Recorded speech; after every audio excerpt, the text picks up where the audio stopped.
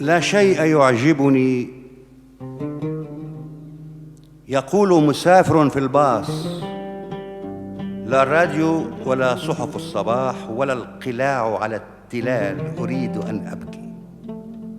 يقول السائق: انتظر الوصول إلى المحطة وابكي وحدك ما استطعت.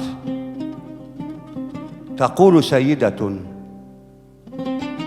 أنا أيضاً، أنا لا شيء يعجبني، دللت ابني على قبري فأعجبه ونام ولم يودعني.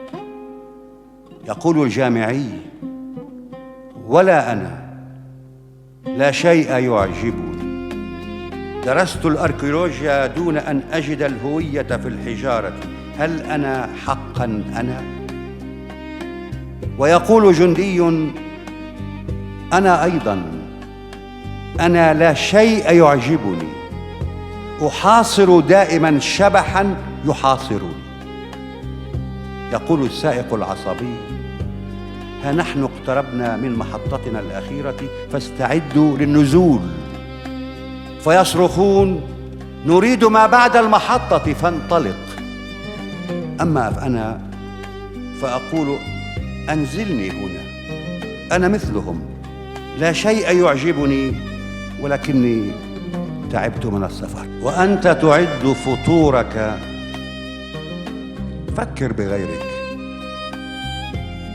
لا تنس قوت الحمام. وأنت تخوض حروبك، فكر بغيرك، لا تنس من يطلبون السلام. وأنت تسدد فاتورة الماء، فكر بغيرك، من يرضعون الغمام. وأنت تعود إلى البيت، بيتك، فكر بغيرك، لا تنسى شعب الخيام. وأنت تنام وتحصي الكواكب، فكر بغيرك، ثمة من لم يجد حيزاً للمنام.